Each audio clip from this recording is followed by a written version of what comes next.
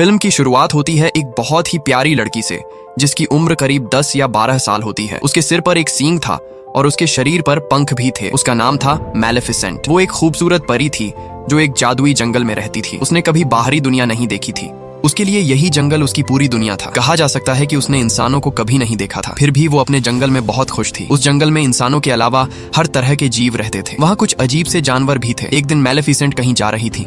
वो देखती है कि एक छोटा लड़का वहाँ आया है जो लगभग उसकी ही उम्र का था। वो उससे पूछती है, तुम कौन हो, यहाँ क्या कर रहे हो? वो छोटा लड़का कहता है, मैं पास के राज्य से आया हूँ। मुझे यहाँ एक हीरा मिला था जिसे मैंने उठा लिया। मैलेफिसेंट वह हीरा उससे वापस ले लेती है। वो कहती है, चलो मैं तुम्हें तुम्हारे राज्य तक छोड़ देती हूँ। लड़का कहता है, ठीक है, लेकिन क्या तुम मेरी दोस्त बनोगी? अगर मैं फिर इस जंगल में आया तो क्या हम खेल सकते हैं? मैलेफिसेंट कहती है, ये जादुई जंगल है, तुम्हारा यहाँ आना सही नहीं है, लेकिन देखते हैं। और वो दोनों हाथ मिलाते हैं। मैलेफिसेंट को एक करंट सा महसूस होता है। असल में वो करंट उस लोहे की अंगूठी से था जो उस लड़के ने पहनी हुई थी। वो उसे बताती है, आयरन परियों को जला देता है, इसलिए इसे आगे से मत पहनना। फिर वो लड़का अपने राज्य लौट जाता है, लेकिन जिस राज्य से वो आया था वो इस जंगल पर कब्जा करना चाहता था। उस लड़के के माता पिता अब नहीं थे। मैलेफिसेंट की उससे अच्छी दोस्ती हो गई थी और दोनों को ये पता नहीं था कि वे एक दूसरे के दुश्मन राज्यों से हैं। दोनों मिलते और खेलते रहते। कई साल गुजर गए। लड़का आता और दोनों साथ खेलते। अब दोनों बड़े हो चुके थे, करीब 16 साल के। अब दोनों को एक दूसरे से लगाव होने लगा था। मैलेफिसेंट को अब लगता था कि इंसान परियों के दुश्मन नहीं है,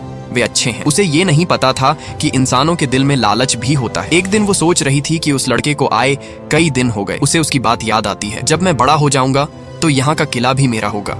मतलब मैलेफिसेंट अब भी नहीं समझ पाई थी कि वो लड़का लालची है। एक दिन वो अपने जंगल में बैठी थी, तभी उसे दिखा कि दूसरे राज्य का राजा अपनी सेना और घोड़ों के साथ उसके जंगल पर हमला करने आया है। मैलेफिसेंट अपने जंगल की परी थी और जानती थी उसे कैसे बचाना है। वो राजा से कहती है, तुम मेरे जंगल में नहीं आ सकते। राजा जवाब देता है, मैंने तुमसे इजाजत नहीं मांगी, और अपने सिपाहियों को हुक्म देता है, मुझे इसका मृत शरीर चाहिए। राजा की सेना जंगल की ओर बढ़ती है, लेकिन जंगल के जादुई जीव उन पर हमला कर देते हैं। अब राजा और उसकी सेना घायल हो जाती है। सारे लोग डरकर भाग जाते हैं कि ये जंगल जादुई है और हम इससे नहीं लड़ सकते। राजा अपने राज्य लौट आता है। अब वो बूढ़ा और कमजोर हो चुका था। वो सबको बुलाता है और कहता है, तुम जानते हो उस जंगल में कितना खजाना है, लेकिन अब मैं वहां जाकर लड़ नहीं सकता। वो कहता है, जो भी मैलेफिसेंट को मार देगा मैं अपनी बेटी की शादी उसी से कर दूंगा। तभी एक युवक आगे आता है और कहता है, मैं जाऊंगा। ये सुनकर सब हैरान रह जाते हैं। वो युवक कोई और नहीं बल्कि वही स्टीफन था, वही लड़का जो बचपन में मैलेफिसेंट का दोस्त था। अब दिखाया जाता है कि स्टीफन जंगल में मैलेफिसेंट से मिलने आता है। कई साल बाद मैलेफिसेंट उससे पूछती है, तुम कहाँ थे? क्या हमारी दोस्ती की कद्र नहीं की? वो कहता है, माफ करना, मैं व्यस्त था, लेकिन तुम्हें कभी नहीं भूला। मैं तुम्हें बताने आया हूँ कि हमारा राजा तुम्हें मारना चाहता है, मैं तुम्हें बचाने आया हूँ। वो कहता है। फिर दोनों बात करने लगते हैं। मैलेफिसेंट कहती है, मैंने तुम्हें माफ किया। उसे नहीं पता था कि इंसान कितना बुरा हो सकता है, लेकिन स्टीफन लालची इंसान था। वो पानी में नशे की दवा मिला देता है। मैलेफिसेंट बेहोश हो जाती है। स्टीफन चाकू उठाता है और उसे मारने की कोशिश करता है, लेकिन वो ऐसा नहीं कर पाता। अगली सुबह जब मैलेफिसेंट की आंख खुलती है तो उसके पंख गायब होते हैं। उसके शरीर पर जख्म थे। ये देखकर वो चिल्लाने लगती है, रोती है। उसकी खूबसूरत पंख अब नहीं रहे। वो अब परियों की परी नहीं रही। दूसरी ओर स्टीफन अपने राज्य लौटता है और कहता है, मैंने अपना वादा पूरा किया। राजा खुश होता है और उसे नया राजा बना देता है। स्टीफन का सपना पूरा हो गया, लालच से भरा सपना। वहीं मैलेफिसेंट अब जंगल में उदास घूम रही थी, क्योंकि वो उड़ नहीं सकती थी। वो जंगल में चल रही थी कि उसने देखा एक शिकारी एक कौवे को मारने वाला है। वो ये बर्दाश्त नहीं कर पाती और तुरंत उस कौवे को इंसान में बदल देती है। शिकारी डर कर भाग जाता है। वो इंसान बना कौवा कहता है, तुमने ये क्यों किया? मैलेफिसेंट कहती है, मुझे नहीं पता, बस दया आ गई। वो कौवा कहता है, अब मैं जिंदगी भर तुम्हारी सेवा करूंगा, जो कहोगी वो करूंगा। वो इंसान बनने पर बहुत खुश था। मैलेफिसेंट मान जाती है। उसका नाम था डियावले। डियावले उसे बताता है कि स्टीफन ने लालच में उसके पंख काट दिए थे। अब मैलेफिसेंट को इंसानों से नफरत हो जाती है। उसका भरोसा इंसानों से उठ जाता है। अब दिखाया जाता है कि स्टीफन की शादी हो गई थी और उसकी एक बेटी भी हुई। पूरे राज्य में जश्न था। किसी को नहीं पता था कि वहाँ कौन आने वाला है। मौका देखकर मैलेफिसेंट भी वहाँ पहुँचती है। वो बच्ची को देखकर कहती है, तुम बहुत प्यारी हो। वो कहती है, जब तुम 16 साल की होगी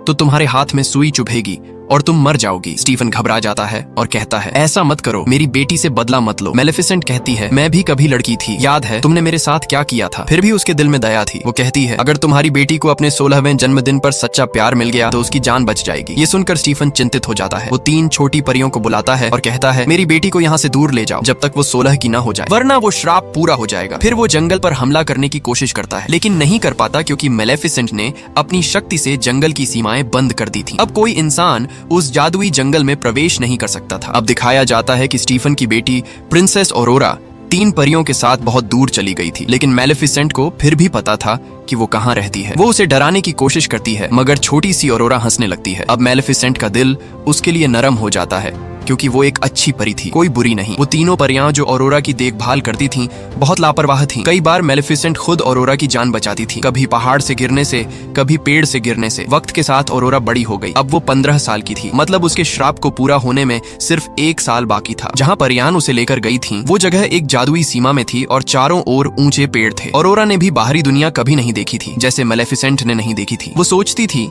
इस सीमा के बाहर क्या है। एक दिन वो वहाँ जाती है और देखने लगती है, तभी उसे लगता है कोई वहाँ है। वो जोर से बोलती है, कौन है वहाँ? सामने आओ, मुझे बहुत से सवाल पूछने हैं। वहाँ मेलेफिसेंट थी। वो छिपना चाहती थी पर फिर सामने आ जाती है। ऑरोरा उसे देखकर चौंक जाती है और कहती है, तुम ही हो जो मुझे बचपन से देखभाल करती आई हो, और तुम सामने क्यों नहीं आई? तुम मेरी गॉड मदर हो, मैं तुम्हें पहचानती हूँ और मुझे तुम्हारे साथ वाला साक्षी भी अच्छा लगता है। मेलेफिसेंट को ये सुनकर हैरानी होती है, लेकिन उसके दिल में खुशी भी होती है। जैसा मैंने बताया, वो एक बहुत अच्छी परी थी। अब वो नहीं चाहती थी कि ऑरोरा पर उसका दिया श्राप असर करे। धीरे धीरे दोनों बहुत अच्छे दोस्त बन जाते हैं। जैसे माँ और बेटी एक दूसरे से बातें करती हैं, वैसे ही वो भी खेलते और बातें करते। एक दिन जब ऑरोरा सो रही थी, मेलेफिसेंट अपनी सारी ताकत लगाकर श्राप को हटाने की कोशिश करती है, लेकिन पता चलता है कि इतना पुराना श्राप अब लौट नहीं सकता, खासकर तब नहीं जब उसका समय पूरा होने वाला हो। मेलेफिसेंट अब परेशान रहती थी कि ऑरोरा का 16वां जन्मदिन करीब आ रहा है। वो प्रार्थना करती है कि उसे अपना सच्चा प्यार मिल जाए ताकि श्राप टूट सके। सुबह होती है, ऑरोरा और मेलेफिसेंट जंगल में बातें कर रहे होते हैं। ऑरोरा पूछती है, तुम्हारे पंख कहाँ गए? बाकी परियों के तो हैं। मेलेफिसेंट कहती है, मेरे पास भी थे, लेकिन किसी ने मुझसे छीन लिए। मैं उनके साथ बहुत खुश थी, आसमान में बहुत ऊंचा उड़ती थी, आज भी याद है मुझे। ये कहकर वो रोने लगती है। ऑरोरा उसे चुप कराती है। वो कहती है, फिक्र मत करो, कल मेरा 16वां जन्मदिन है। मैं उन परियों की इजाजत से तुमसे मिलने जरूर आऊंगी। तुम अकेली नहीं हो, मैं तुम्हारे साथ हूँ। लेकिन मेलेफिसेंट जानती थी कि ये इतना आसान नहीं। जब तक उसे सच्चा प्यार नहीं मिलेगा, तब तक श्राप नहीं टूटेगा। ऑरोरा घर लौट रही होती है। रास्ते में उसे एक बहुत सुंदर लड़का दिखता है। दोनों की नजरें मिलती हैं और दोनों को एक दूसरे से अच्छा लगने लगता है। फिर ऑरोरा घर पहुंचकर परियों से कहती है, अब मैं यहाँ से जाना चाहती हूँ। मैं मेलेफिसेंट के पास रहना चाहती हूँ। परियां सोचती हैं कि शायद उसे पता चल गया है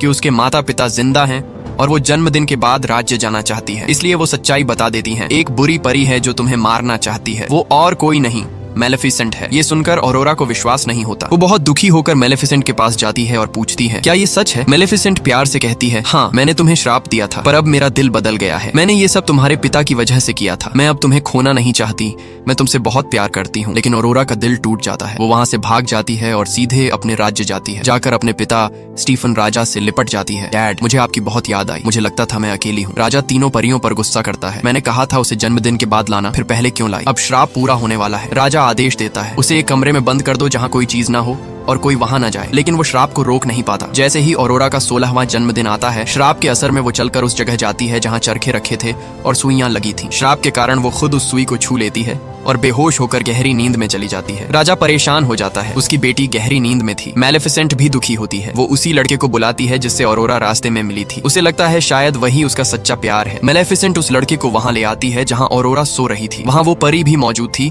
जिसने उसकी देखभाल की थी। वो राजा से कहती है, आप उसके पिता हैं, उसे माथे पर चूमिए, शायद वो जाग जाए, शायद आप ही उसका सच्चा प्यार हो। लेकिन स्टीफन कहता है, नहीं, मैं किसी का सच्चा प्यार नहीं हो सकता। मैंने मेलेफिसेंट को धोखा दिया, इसलिए ये सब हो रहा है। फिर जब मेलेफिसेंट उस लड़के से कहती है कि जाकर ऑरोरा को चूमो, तो वो चूमता है, लेकिन ऑरोरा नहीं जागती। मेलेफिसेंट को पता चलता है वो सच्चा प्यार नहीं था। ये देखकर मेलेफिसेंट रोने लगती है और कहती है, मैं तुम्हें बहुत याद करूंगी, तुम्हारी मुस्कान कभी नहीं भूलूंगी। रोते हुए वो ऑरोरा के माथे पर किस करती है और जाने लगती है। तभी पीछे से आवाज आती है, रुको गॉड मदर। ये आवाज ऑरोरा की थी। हाँ, ऑरोरा का सच्चा प्यार मेलेफिसेंट ही थी, क्योंकि वो दिल से उससे प्यार करती थी। ऑरोरा कहती है, मैं तुम्हारे साथ जंगल में रहना चाहती हूँ। तभी मेलेफिसेंट उसे साथ लेकर चल पड़ती है, लेकिन पीछे से स्टीफन के लोग उन पर एक बड़ा जाल डालते हैं। वो एक लोहे का जाल था जो परियों को जला सकता था। मेलेफिसेंट वहां फंस जाती है। फिर वो अपने कौवे को ड्रैगन में बदल देती है। वो ड्रैगन मुंह से आग निकालने लगता है और सारे सिपाही जल जाते हैं। मेलेफिसेंट आजाद हो जाती है। तभी राजा स्टीफन कुछ सिपाहियों के साथ वहां आता है। उसने अपने शरीर पर लोहे की ढाल पहन रखी थी ताकि वो मेलेफिसेंट को हमेशा के लिए मार सके। दूसरी ओर ऑरोरा को वहीं पर दिखते हैं जो मेलेफिसेंट के थे। वे उस पर आगे बढ़ रहे होते हैं क्योंकि उन्हें भी पता है कि उनका मालिक यहाँ है। प्रिंसेस ऑरोरा उन्हें आजाद कर देती है और वे सब मेलेफिसेंट के साथ चल पड़ते हैं। मेलेफिसेंट फिर से उड़ना शुरू करती है। वो स्टीफन को भी अपने साथ उड़ाती है, लेकिन उसे इमारत से नीचे नहीं गिराती। स्टीफन उस पर हमला करने लगता है, जिसकी वजह से दोनों इमारत से नीचे गिरने लगते हैं, मतलब किले से नीचे। स्टीफन ने मेलेफिसेंट के पैरों को पकड़ लिया था ताकि वो उड़ न सके, लेकिन जैसे ही वे जमीन के करीब आते हैं, मेलेफिसेंट अपने पैर छुड़ाकर उड़ जाती है और स्टीफन नीचे गिरकर मर जाता है। मतलब यह लालची आदमी अब इस दुनिया में नहीं था। अगली सुबह हम देखते हैं कि मेलेफिसेंट जंगल के पास बनाई गई सारी सीमाएं हटा देती है। फूल फिर से खिलने लगते हैं, हरियाली वापस लौट आती है। उसके बाद वो प्रिंसेस ऑरोरा से कहती है, अब तुम इस जंगल की रानी हो अब राज्य और जंगल फिर से एक हो जाते हैं और सब हमेशा के लिए खुशी से रहने लगते हैं। यही मेलेफिसेंट पार्ट 1 खत्म होता है। अब मैं तुम्हें मेलेफिसेंट पार्ट 2 समझाऊंगा। फिल्म शुरू होते ही दिखाया जाता है कि कुछ लोग उस जादुई जंगल में रह रहे जादुई जीवों को चुरा रहे थे जहाँ मेलेफिसेंट रहती थी। वो लोग उन जादुई जीवों को पकड़कर भाग रहे थे। तभी मेलेफिसेंट वहाँ पहुंच जाती है। वो 3 में से 2 आदमियों को पकड़ लेती है, लेकिन तीसरा आदमी वो जादुई जीव चुराकर जंगल की ओर भाग जाता है जहाँ चमकते फूल उगे थे। वो आदमी वहाँ से भागकर राज्य की ओर चला जाता है। फिर दिखाया जाता है कि एक आदमी का हाथ एक सुराख से बाहर आता है। वही आदमी जिसने जादुई जीव चुराए थे वो उन्हें उस आदमी को देता है। उन चमकते फूलों में से कुछ उसके कपड़ों पर भी लगे होते हैं। वो आदमी उन फूलों को लेता है और बदले में पैसे देता है। फिर दिखाया जाता है कि राज्य के लोग मेलेफिसेंट को पसंद नहीं करते थे। उन्हें लगता था कि उसने उनकी प्रिंसेस को चुरा लिया है और वो हमेशा ऑरोरा को मारना चाहती है। अब सीन बदलता है। हम देखते हैं प्रिंसेस ऑरोरा जंगल में बहुत खुश है। वो अब वहाँ की रानी बन चुकी थी और अलग अलग जीवों के साथ नाच रही थी। हर कोई अपनी परेशानी लेकर उसके पास आता था। उसे बताया जाता है कि एक जीव यहाँ से गायब हो गया है, वही जीव जो उस आदमी ने चुराया था। ये सुनकर प्रिंसेस ऑरोरा चिंतित हो जाती है। तभी तीनों छोटी परियां वहाँ आ जाती हैं और उसे खुश करने लगती हैं ताकि वो फिर से मुस्कुरा दे। जैसे ही प्रिंसेस ऑरोरा नीचे जाती है वो देखती है कि वहाँ कौन है। वही लड़का जो मेलेफिसेंट पार्ट 1 के अंत में उससे मिला था, लेकिन तब तक वो उसका सच्चा प्यार नहीं था। वो भी एक राजकुमार था और उसका नाम प्रिंस था। वो काफी समय से ऑरोरा को पसंद करता था। यहाँ वो आखिरकार उसे प्रपोज करता है। ये सुनकर प्रिंसेस ऑरोरा भी खुश हो जाती है क्योंकि वो भी कहीं ना कहीं उसे पसंद करती थी। मेलेफिसेंट का कौवा ये सब देख लेता है। वो सब कुछ मेलेफिसेंट को बता देता है। तो मेलेफिसेंट वहाँ से उड़कर ऑरोरा से बात करने जाती है। दूसरी तरफ प्रिंस फिलिप भी अपने माता पिता को बताने जाता है कि उसे एक लड़की से प्यार हो गया है। प्रिंस फिलिप अपने राज्य में पहुंचता है। वो अपने पिता, किंग, क्वीन और बाकी लोगों को बताता है कि मैंने उस लड़की को प्रपोज किया है और उसने हाँ कह दी है। ये सुनकर किंग खुश हो जाता है, लेकिन क्वीन उदास दिखती है। हालांकि वो अपने बेटे के सामने यह नहीं जताती, उसके दिल में प्यार नहीं था। फिर भी वो कहती है ठीक है, हम प्रिंसेस ऑरोरा और उसकी गॉड मदर मेलेफिसेंट को डिनर पर बुलाते हैं। दूसरी तरफ मेलेफिसेंट ऑरोरा से बात करती है। वो कहती है तुम्हें प्रिंस से सगाई से पहले मुझसे पूछना चाहिए था। मेलेफिसेंट कहती है सच्चा प्यार जैसी कोई चीज नहीं होती, लड़के हमेशा धोखा देते हैं, इसीलिए मैं तुम्हारा सच्चा प्यार बनी। मैं तुम्हें दिल से चाहती हूँ, इसलिए तुम्हारा भला चाहती हूँ। ऑरोरा कहती है कृपया ऐसा मत सोचो, अगर किसी ने तुम्हें धोखा दिया तो इसका मतलब यह नहीं कि सब लोग वैसे ही हैं। मेलेफिसेंट कहती है ठीक है, मैं तुमसे प्यार करती हूँ, इसलिए तुम्हारी बात मान लेती हूँ। अब वो दिन आता है जब दोनों परिवारों में डिनर होता है। क्वीन जो प्रिंस फिलिप की माँ थी अपने गुप्त कमरे में जाती है। वो जगह एक लोहे की फैक्ट्री थी। वहाँ वही चमकता फूल था और वो जीव भी था जिसे उस आदमी ने चुराया था। क्वीन कहती है जल्दी काम करो, समय बहुत कम है। वहाँ एक चरखा भी रखा था जिस पर वही सुई लगी थी। ये सीन बहुत रहस्यमय था क्योंकि हमें क्वीन की योजना के बारे में कुछ पता नहीं था। अब सीन बदलता है। मेलेफिसेंट जंगल की तरफ है, उसका कौवा जो इंसान के रूप में था, और प्रिंसेस ऑरोरा डिनर पर जाने की तैयारी में है। ऑरोरा बहुत खूबसूरत लग रही थी।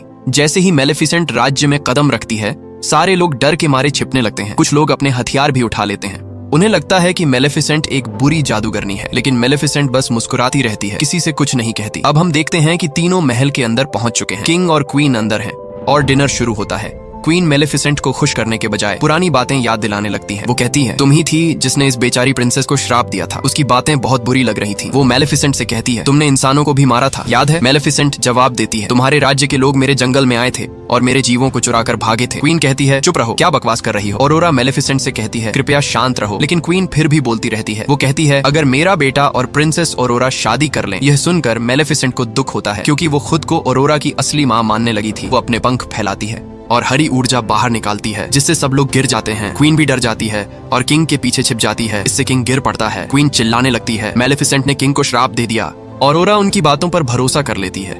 वो मेलेफिसेंट से कहती है कृपया अपना श्राप खत्म करो, तुम सबको बार बार क्यों श्राप देती हो? मेलेफिसेंट कहती है क्या तुम भी ऐसा सोचती हो? मैंने किसी को श्राप नहीं दिया।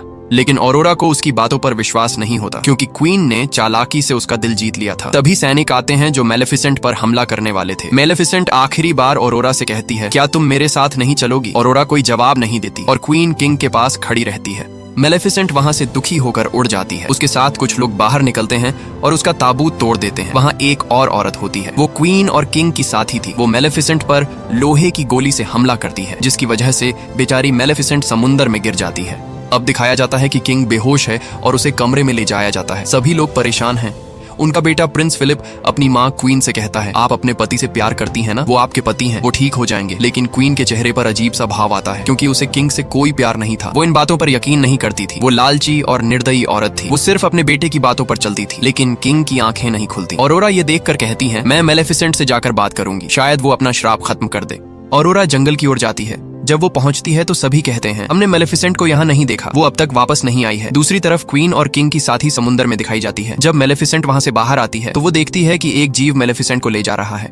वो क्वीन के पास जाकर बताती है उसे तुरंत रोक दो। दूसरी तरफ ऑरोरा अपने राज्य लौटती है, लेकिन जंगल का एक जादुई जीव उसके घोड़े में छिपकर उसके राज्य में पहुंच जाता है। वो जीव वहीं पहुंचता है जहां पहले जीव को कैद किया गया था और वही आदमी उसे भी पकड़ लेता है। प्रिंसेस ऑरोरा क्वीन से कहती है, मैंने मेलेफिसेंट को कहीं नहीं देखा, क्या उनके साथ कुछ हुआ है? वो कहीं तो होंगी। क्वीन मीठी बातों में उसे फंसाने लगती है। उधर क्वीन की साथी अभी भी समुद्र में होती है। जैसे ही वो मेलेफिसेंट को देखती है वो उसे मार देती है। फिर घोषणा होती है कि 3 दिन बाद प्रिंस फिलिप और प्रिंसेस ऑरोरा की शादी होगी और हम सब लड़ाइयां खत्म करना चाहते हैं। जंगल के सभी जीवों को इस शादी में बुलाया जाता है। असल में यह उनका प्लान था।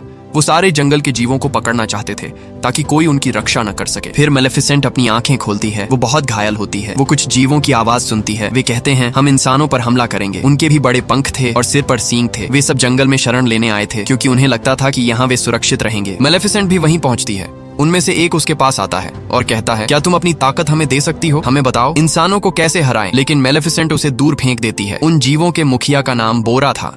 जब बोरा देखता है कि मेलेफिसेंट में इतनी ताकत है कि वो किसी को इतनी दूर फेंक सकती है तो वो खुश हो जाता है। अब हमें इंसानों से लड़ना आसान होगा। बोरा का साथी मेलेफिसेंट को गुफा में ले जाता है। वो उसे बताता है, यहाँ पहले अच्छी और बुरी परियां साथ रहती थीं, लेकिन इंसानों ने उनका शिकार शुरू कर दिया, इसलिए सबको एक साथ रहना पड़ा। वो उसे एक पुरानी संरचना दिखाता है और कहता है, मेलेफिसेंट तुम उन्हीं में से एक हो। तुम आखिरी शक्तिशाली और नेक परी हो। वो कहता है, तुम बहुत ताकतवर हो और जल्द ही उस मुकाम पर पहुंचोगी जहां तुम दुनिया की सबसे शक्तिशाली परी बन जाओगी। लेकिन तुमने आखिरी परीक्षा पूरी नहीं की और वो है प्रिंसेस ऑरोरा को माफ करना, क्योंकि तुमने उसे हमेशा प्यार किया है। लेकिन उसे दिल से माफ करना बहुत हिम्मत मांगता है। जो दिल से माफ करता है वही सबसे शक्तिशाली होता है। मेलेफिसेंट कहती है, नहीं, मैं उसे माफ नहीं कर सकती। मैंने हमेशा उसे चाहा है, लेकिन उसने मुझे धोखा दिया। तभी बोरा वहां आता है और कहता है, प्रिंस फिलिप और प्रिंसेस ऑरोरा की शादी होने वाली है। ये इंसानों पर हमला करने का सही मौका है। लेकिन मेलेफिसेंट चुप रहती है। वो कुछ नहीं कहती। इधर प्रिंसेस ऑरोरा को क्वीन के व्यवहार पर शक होने लगता है। वो प्रिंस फिलिप से कहती है, मैं ये सब सिर्फ तुम्हारे लिए झेल रही हूँ, वरना मुझे क्वीन बिल्कुल पसंद नहीं। दूसरी तरफ क्वीन का आदमी वही चमकते फूल लेकर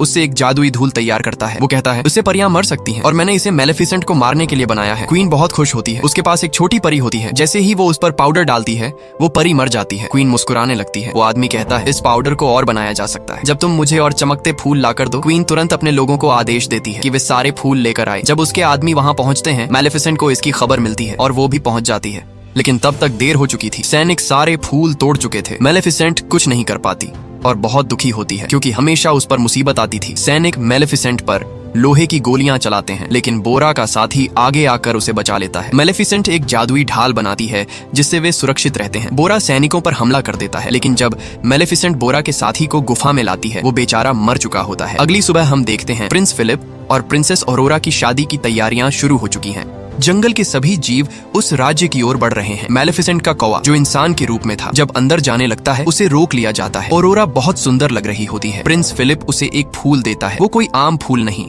बल्कि उसके जंगल का वही चमकता फूल था। इसे देखकर वो हैरान हो जाती है। वो सोचती है, क्वीन ने ये मेरे लिए क्यों भेजा? वो क्वीन को ढूंढने जाती है और उसे एक गुप्त दरवाजा मिलता है। फूल अभी भी उसके हाथ में था। चलते चलते वो चरखे तक पहुंचती है। वो सब देखना शुरू करती है। ये श्राप क्या था और वो यहाँ क्यों आई है? वो देखती है कि 2 परियां, वही जीव जिन्हें उस आदमी ने कैद किया था, उन्हें चुराने की कोशिश कर रही है, लेकिन वो आदमी उन्हें रोक लेता है। तभी क्वीन वहां आती है और प्रिंसेस ऑरोरा से कहती है, मेरा राज्य उस जंगल के पास था, लेकिन मेलेफिसेंट के पुरखों ने मेरा राज्य तबाह कर दिया। मेरे पिता मारे गए। जब मेरा भाई सुलह के लिए वहां गया तो जंगल के जीवों ने उसे भी मार डाला। जब मैं अकेली रह गई तो मुझे किंग से शादी करनी पड़ी, लेकिन मैं उससे प्यार नहीं करती। अब मैं तुम सबसे बदला लूंगी। क्वीन सैनिकों को आदेश देती है कि प्रिंसेस ऑरोरा को कमरे में बंद कर दो। वो जीव भी एक कमरे में बंद कर दिए जाते हैं। फिर उन पर वही पाउडर डाला जाता है जिससे सब कमजोर पड़ने लगते हैं। ऑरोरा जिस कमरे में होती है वहां उसकी शादी का जोड़ा रखा होता है। वो उसे तोड़कर एक लंबी रस्सी बना लेती है। फिर वो किले से नीचे उतरने की कोशिश करती है, लेकिन तभी वहां रूहें आ जाती हैं। प्रिंसेस ऑरोरा खुद को कमरे में बंद कर लेती है। मेलेफिसेंट का क्रो, जो इंसानी रूप में है, किले के अंदर आता है। दूसरी तरफ प्रिंस फिलिप अपने बीमार पिता के पास बैठा होता है। उसे अभी तक कुछ भी पता नहीं था। अब रानी अपने किले की छत पर होती है और वो उस जंगल पर बहुत सारे बम गिरा रही होती है। उधर बोरा भी अपने लोगों के साथ उस राज्य पर हमला करने आ रहा होता है। दूसरी ओर ऑरोरा उसी कपड़े से लटक कर नीचे आती है, उसी कमरे में जहाँ प्रिंस फिलिप और राजा भी मौजूद होते हैं। वो उसे सब कुछ बताती है। रानी ने मेरे साथ क्या किया और मेलेफिसेंट ने तुम्हारे पिता नहीं बल्कि तुम्हारी माँ को शाप दिया था। ये सुनकर प्रिंस फिलिप हैरान रह जाता है। दूसरी तरफ बोरा और उसके साथी राज्य पर हमला करने आते हैं, लेकिन राज्य के लोग लगातार उन पर हमला करते रहते हैं। वो उनके कुछ लोगों को भी पकड़ लेते हैं। प्रिंसेस ऑरोरा मेलेफिसेंट के क्रो को देखती है जो इंसानी रूप में होता है। वो कहती है हमें यहाँ चर्च का दरवाजा खोलना होगा ताकि सभी की जान बच सके। दोनों मिलकर दरवाजा खोलने की कोशिश करते हैं। वहाँ पहुंचकर वे सभी जीवों को बचा लेते हैं। वो छोटी छोटी परियां उन छेदों को भर देती हैं जहाँ से पाउडर निकल रहा था। अब वो जहरीला पाउडर बाहर नहीं आता और किसी जीव को नुकसान नहीं पहुंचता। जब रानी की साथी लड़की जो वो पाउडर गिरा रही थी उन्हें ठीक करने जाती है तो वो खुद नीचे गिरकर मर जाती है। प्रिंस फिलिप अपनी माँ को समझाने जाता है लेकिन रानी सिपाही को उसे पकड़ने का आदेश देती है। प्रिंस फिलिप किले से कूद जाता है। प्रिंसेस ऑरोरा और मेलेफिसेंट का क्रो भी पकड़े जाते हैं। तभी मेलेफिसेंट और उसका क्रो एक बड़े भालू में बदल जाते हैं और वे चर्च का दरवाजा खोलकर सभी जीवों को आजाद कर देते हैं। मेलेफिसेंट लोगों पर हमला शुरू करती है और अपने लोगों को बचाती है। तभी बोरा भी वहां आता है और वो रानी के सिपाहियों से लड़ने लगता है, लेकिन फिलिप उसे रोकता है और कहता है वो हमारा जनरल है। बोरा वहां से चला जाता है। जनरल को अब समझ आता है कि असली निर्दयी कौन है, रानी। दूसरी तरफ मेलेफिसेंट किले की छत पर रानी के पास पहुंचती है। प्रिंसेस ऑरोरा कहती है कृपया रानी को मत मारो, नहीं तो सबको लगेगा कि तुम ही निर्दयी हो। लेकिन मेलेफिसेंट कहती है नहीं ऑरोरा, पीछे हटो, मैं कुछ नहीं सुनना चाहती। ऑरोरा रोकर कहती है माँ ऐसा मत करो। माँ शब्द सुनते ही मेलेफिसेंट का दिल पिघल जाता है। उसकी आंखों में आंसू आ जाते हैं। जब दोनों एक दूसरे को देख रही होती हैं, तभी रानी को मौका मिल जाता है। वो वही पाउडर प्रिंसेस ऑरोरा की तरफ फेंक देती है, लेकिन मेलेफिसेंट उसके सामने आ जाती है और ऑरोरा की जान बचा लेती है। मेलेफिसेंट रोने लगती है और राख में बदल जाती है। प्रिंसेस ऑरोरा बहुत ज्यादा रोती है। ये देखकर रानी खुश होकर कहती है अब मेलेफिसेंट नहीं रही, अब मैं सब पर राज करूंगी। तभी ऑरोरा के आंसू मेलेफिसेंट की राख पर गिरते हैं और मेलेफिसेंट फिर से जिंदा हो जाती है। मेलेफिसेंट के बड़े पंख निकल आते हैं। रानी गुस्से में ऑरोरा को नीचे धक्का दे देती है, लेकिन मेलेफिसेंट उसे बचा लेती है। प्रिंस फिलिप को भी सब सच्चाई पता चल चुकी होती है, इसलिए वो भी मेलेफिसेंट के पास आता है। मेलेफिसेंट अब ऑरोरा और फिलिप की शादी के लिए तैयार हो जाती है। वो छोटा आदमी जिसने जीवों को कैद किया था आता है और सभी जीवों को आजाद कर देता है। फिर वो मेलेफिसेंट को वही सुई देता है जिससे शाप दिया गया था। अब सबको पता चल जाता है कि असली रानी ही इस शाप की जिम्मेदार थी। अब राजा भी जाग जाता है और बोरा के लोग रानी को पकड़ लेते हैं। वे रानी को नीचे फेंक देते हैं। मेलेफिसेंट उसे एक कोट में बदल देती है और पूरे राज्य को फूलों से सजा देती है। वो कहती है बोरा तुम सब अच्छे जीव हो, तुम हमारे साथ रह सकते हो। फिर वो ऑरोरा को शादी का जोड़ा पहनाती है और घोषणा करती है अब सब मिलकर एक साथ रहेंगे। प्रिंस फिलिप और प्रिंसेस ऑरोरा की शादी हो जाती है। राजा बहुत खुश होता है। सभी जीव उनके लिए तालियां बजाते हैं। दोनों राज्य एक हो जाते हैं और सब खुशी से रहने लगते हैं। फिर मेलेफिसेंट कहती है ऑरोरा और फिलिप जब तुम्हारा प्यारा बच्चा होगा तब मैं फिर लौटूंगी। फिर मेलेफिसेंट वहां से उड़ जाती है और सब जगह शांति फैल जाती है। और इसी के साथ कहानी यहीं खत्म हो जाती है। धन्यवाद देखने के लिए। दोस्तों अगर वीडियो पसंद आई हो तो लाइक करें और ऐसी मूवी एक्सप्लेनेशंस के लिए चैनल को सब्सक्राइब जरूर करें।